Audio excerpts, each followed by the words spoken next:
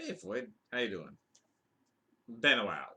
I know. I've been doing the usual procrastination thing, like I do. So I've got a stack to try to get through today, and I don't know if I'm going to get through them all, but, well, away we'll go. So first up on the chopping block is a movie I had not seen before. And it was a movie I've been looking forward to and been wanting to see for some time, which is weird to say since it just came out last year. But this film had been advertised for about a extra year or two. This one got delayed due to COVID, only finally releasing in 2021, and that is Antlers. Finally, I was able to grab a physical copy. So okay. So, and after all that build up, I was warned that a lot of people were kind of disappointed by it. Now, that said, there is a lot to like about Antlers. But I could still have some problems with it. I wanted to rate it much higher than I'm going to. But there is a lot that works. The acting in particular is pretty strong here. The atmosphere, particularly during the beginning half, is good. Now, let's see. Antlers. So, we got Frank and his son Aiden. Now, Frank is doing kind of a take your child to work kind of thing and having a way out of the car while he works with his partner at a meth lab, like you do. Anyway, something goes. They start hearing some strange cries from deeper within the mine where they are set up with their meth lab. They go in to investigate and get attacked by a creature that is unseen. And the son Aiden goes in to also investigate, and well, that's pretty much where the movie picks up. A lot of that is mostly done very quick at the beginning with not showing too much. A lot of what's actually going on comes much later, as we pick up with Lucas, the other son, who is now looking sleep deprived, looking overwhelmed, and is making disturbing drawings.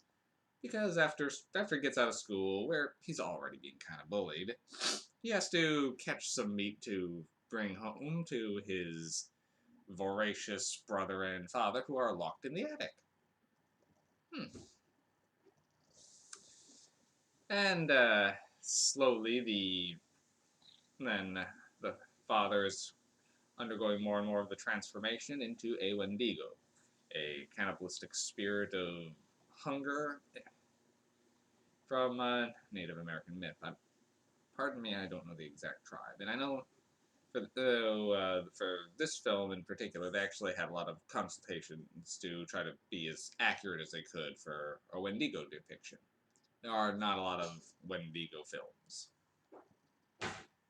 And eventually, once the principal and teacher start realizing something's going on here, so principal goes to investigate, lets herself in, and ends up being devoured by Frank, which spurs his full transformation into a Wendigo.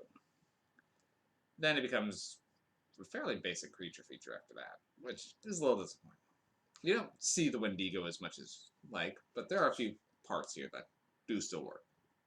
The look of a Wendigo is cool, particularly how it seems to have just pulled itself out of Frank, leaving pretty much a shredded skin behind. Now that looked cool. Also, the fact that Frank's face is still on the Wendigo, but mostly just because it's just left there from its transformation and it's more of accidentally just hanging on. Now that was cool.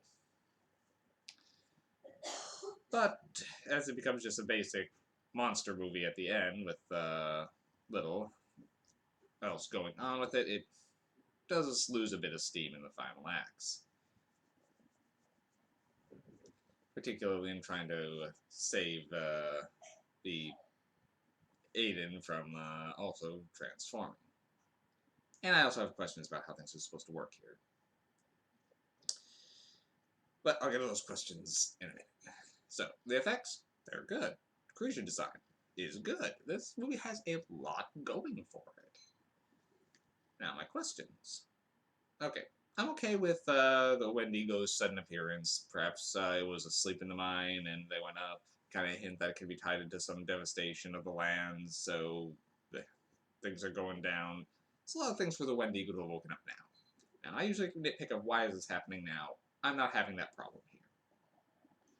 The problem I'm having is, where's the Wendigo? So, they seem to be going two different directions at the same time here, and that makes it hard for me. They seem to indicate that the Wendigo, like, if you're attacked and survive, you might turn into a Wendigo. But they also seem to say that the Wendigo is very difficult to kill. If you destroy the host, they'll simply try to find another host. So, this movie seems to be doing both simultaneously here. Like, so I'm not sure if the Wendigo in the mine is the same Wendigo that is inside Frank, because it seems to just be slowly him going over a normal slow transformation that culminates when he eats another human, which is pretty standard, which is important to most Wendigo lore, is the cannibalism part. But now, that said, now the body of his friend was found later, and I'm pretty sure that was from either the same attack of the Wendigo or the Frank himself. Either way works for me. But now Aiden's also transforming at the same time. So is it just him not going to complete his transformation? Because it seems to indicate that when they finally kill the Wendigo, he's going to be fine and free. So it makes it seem like the spirit was going to move into him next. But it's kind of go two different directions here, and it kept having me having to think too much about what was supposed to be happening, and I couldn't figure out what they were trying to tell me. But if it was the Wendigo possessing him, where'd the original Wendigo go? I mean, was disturbed as they actually go up to the mines. That's where the final confrontation with Wendigo Frank is. So where's OG Wendigo? I don't know.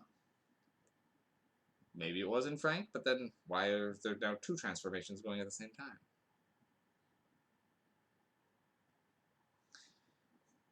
And this movie does have some cliches. It does have they just happen to mention the thing to the wise old native who used to be sheriff, who knows exactly about Wendigoism and can give them exactly what's going on. Like, okay. I mean, they had to figure out this stuff from somehow, since it is based on an existing legend, but it just seemed pretty stereotypical there. That said, what this movie does well, it does very well. So, despite its flaws, I'm going to still give it a 6 MacGuffins. It does get weaker as it goes along, but there is still a lot of strength in it overall. So, I'll give Antlers a 6. And I'm just going to jump right into my next one because I've got a stack. See you soon.